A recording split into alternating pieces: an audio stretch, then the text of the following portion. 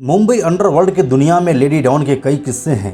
इन किस्सों में हमने आपको दाऊद के बहन हसीना पारकर, जैनाबाई दारूवाली, इसके साथ ही गंगूबाई काठियावाड़ी और मॉडर्न ड्रग स्मगलर इकरा कुरैशी की कहानी सुना चुके हैं। आप लोग अगर ये सभी वीडियोस नहीं देखे हैं तो इस चैनल के मुंबई अंडरवर्ल्ड वाले प्लेलिस्ट में जाकर देख सकते हैं। इसी लिस्ट में आज एक और नाम हम शुमार करने जा रहे हैं और यह नाम है सपना दीदी। सपना दीदी हमेशा से ही सपना दीदी नहीं थी, उसका नाम कुछ और था। साथ ही वह एक आम परिवार से आती थी। तो फिर ऐसा क्या हो गया कि उसे अंडरवर्ल्ड में आना पड़ा? क्या है पूरी कहानी? आइए देखते हैं आज के इस वीडियो में पूरे विस्तार से।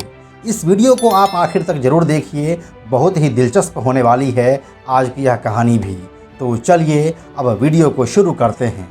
नमस्कार, मेरा नाम है प्रशांत और आप देख रहे हैं बेजोड़जोड़ा.com का यूट्यूब चैनल। सपना दीदी का जन्म 60 के दशक के आखिरी सालों में मुंबई के एक सामान्य परिवार में हुआ था। उसका असली नाम अशरफा खान था। यह कहीं कहीं आपको अशरफी खान भी सुनने को मिल जाएगा। इस अशरफी खान का अपराध जगत से दूर दूर तक कोई वास्ता नहीं था। उसका विवाह महमूद कालिया से हुआ था, जो अंडरवर्ल्ड डॉन दाऊद इब्राहिम के लिए काम करता था। डी कंपनी में महमूद कालिया का अपना एक अच्छा खासा रुतबा था।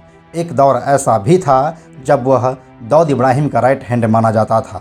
तो अशरफी अपनी शादी के बाद महमूद के साथ काफ़ी खुश थी, लेकिन अशरफी ने कभी इस बात पर ध्यान नहीं दिया कि महमूद आखिर क्या काम करता है और महमूद के पास इतने रुपये कहाँ से आते हैं। अशरफी ये सब जाने बगैर ही अपनी ज़िंदगी जी रही थी।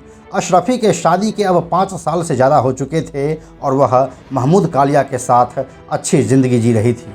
लेकिन अशरफी को इस बात की भनक तक नहीं थी कि अब उसके ज़िंदगी में क्या होने वाला है। मुंबई अंडरवर्ल्ड के कई किस्सों में हमने आपको बताया है कि यहाँ पर गैंग के अंदर भी गैंग होती थी। किस समय कौन किसका वफादार बन जाए यह कहना मुश्किल था।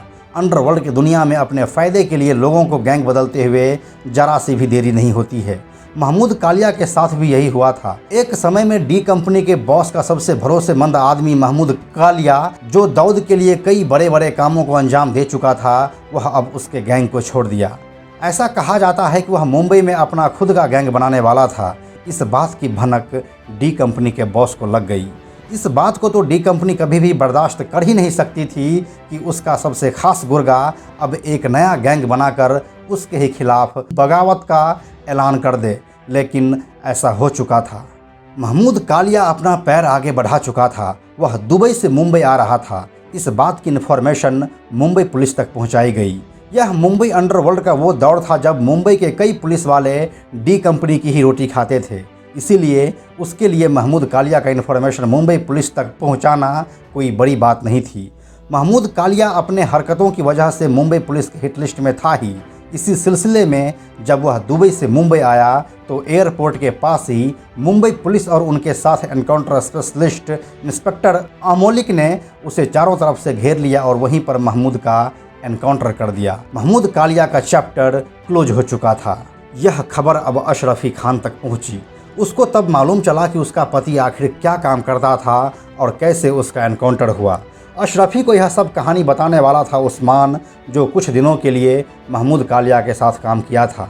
अशरफी चाहती तो इसे नियति का खेल मानकर घर बैठ जाती, लेकिन उसने ऐसा नहीं किया। अशरफी बदला लेना चाहती थी, अपने पति के मर्डर का बदला, और अब उसके फोकस में आ चुका था दाऊद इब्राहिम। जब अशरफी पूरी तरह से मानसिक रूप से रेडी हो चुकी थी तब वह उस्मान के पास गई। अशरफी ने उस्मान को अपना प्लान बताया। इसके बाद उस्मान उसे एक और आदमी के पास ले गया जिसका नाम था हुसैन उस्तरा। हुसैन उस्तरा भी एक गैंग चलाता था जिसकी डी कंपनी से दुश्मनी चल रही थी। एक दौर ऐसा भी था जब हुसैन उस्तरा भी डी कंपनी के साथ ही काम करता था, इसीलिए वह डी कंपनी के कमज़ोर नस को अच्छे से जानता था।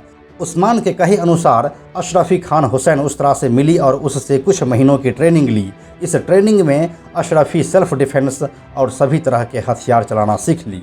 अशरफी अब दाऊद के उन सभी दुश्मनों से दोस्ती करने लग गई जो दाऊद को मारना चाहता था।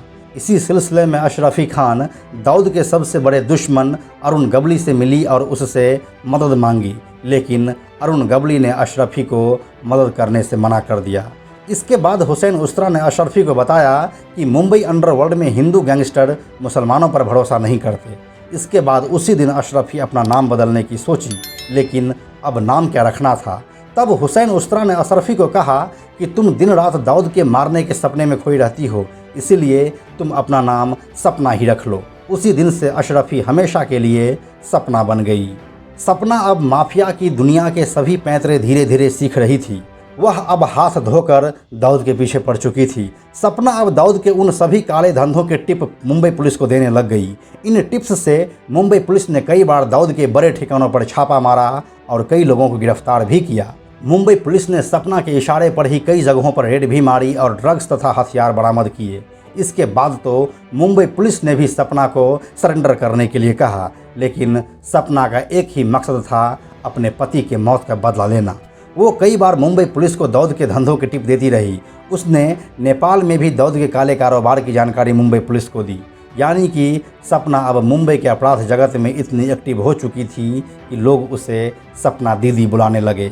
पुलिस फाइल्स में भी कई बार सपना दीदी नाम ही रजिस्टर किया गया। तो सपना लगातार अब अपने टारगेट की ओर स्टेप बाय स्टेप आगे बढ़ रही थी। साल 1989 सपना दीदी के पास इन्फॉर्मेशन आई कि दाऊद दुबई के पास शारजाह में एक क्रिकेट मैच देखने आने वाला है। इसके बाद सपना दीदी भी दाऊद को मारने के लिए शारजाह पहुंच गई। लेकिन दाऊद का इन्फॉर्मेशन नेटवर्क इतना मजबूत होगा, इस बात को सपना सपने में भी नहीं सोची होगी। डी कंपनी के बॉस को इस बात की खबर लग गई कि महमूद कालिया की मरहूम बीवी उसको मारने के लिए यहाँ तक आ पहुँची है। इसके बाद दाऊद ने अपने गुर्गे को उसके पीछे छोड़ दिया और उसके बाद अशरफी खान उर्फ सपना दीदी कभी भी लौटकर हिंदुस्तान नहीं आई। ऐसा कहा गया कि दाऊद ने उसे भी मरवा दिया, क्योंकि यही तो उसका फितरत रहा है कि अपने रास्ते में आने वाले किसी भी इंसान को वह आसानी से हटाना जानता है। तो इस तरह से अशरफी खान उर्फ सपना दीदी दाऊद इब्राहिम से अपने पति के मौत का बदला तो नहीं ले सकी, लेकिन मुंबई अंडरवर्ल्ड लेडी डॉन और माफिया क्वीन वाले किताब में एक चैप्टर जरूर जोड़ गई। साल 2016-17 के आसपास उड़ते उड़ते एक खबर यह भी आई थी कि फिल्म निर्देशक विशाल भारद्वाज सपना दीदी के लाइफ पर एक फिल्म बना रहे हैं, जिसमें दीपिका पादुकोण और इरफान खान लीड रोल में होंगे। लेकिन इरफान साहब अब इस दुनिया में हैं नहीं और इस फिल्म की भी दूर दूर तक कोई खबर नहीं है। तो यही थी मुंबई अंडरवर्ल्ड के माफिया क्वीन अशरफी खान उर्फ सपना दीदी की पूरी कहानी। यह कहानी आपको कैसी लगी और आप और किस गैंगस्टर की कहानी देखना चाहेंगे, हमें नीचे कमेंट सेक्शन में ज़रूर लिखें। अगर आपको यह वीडियो अच्छी लगी है तो आप प्लीज़ इसे लाइक ज़रूर कीजिए, इससे हमारा बहुत हेल्प हो जाता है। आप लोग वीडियो को देखते तो हैं लेकिन लाइक नहीं करते हैं। सिर्फ एक लाइक से आपका कुछ नहीं होने वाला, लेकिन हमारा बहुत काम हो जाएगा। इसीलिए प्लीज़ वीडियो को लाइक ज़रूर कीजिएगा। इसके साथ ही मुंबई अंडरवर्ल्ड के तमाम वीडियोज़ को देखने के लिए हमारे मुंबई अंडरवर्ल्ड वाले प्लेलिस्ट को ज़रूर देखिए। अंत में एक और ज़रूरी बात, हमने बेजोड़ जोड़ा का एक टेलीग्राम चैनल भी बनाया है, जहां आपको हमारे सारे वीडियोस के लिंक सबसे पहले मिल जाएंगे। इसलिए आप लोग टेलीग्राम पर भी हमसे जुड़ें। टेलीग्राम पर हमसे जुड़ने के लिए सिंपली आप टेलीग्राम ऐप के सर्च में जाकर बेजोड़ जोड़ा लिखिए और चैनल पर जाकर ज्वाइन बटन क्लिक कर दीजिए, आप हमसे जुड़ जाएंगे। यह वीडियो अगर आपको पसंद आया तो इसे लाइक और शेयर ज़रूर करें। आने वाले वीडियोज़ के लिए बेजोड़ जोड़ा को सब्सक्राइब करके बेल आइकन को टच करना ना भूलें। Thank you so much.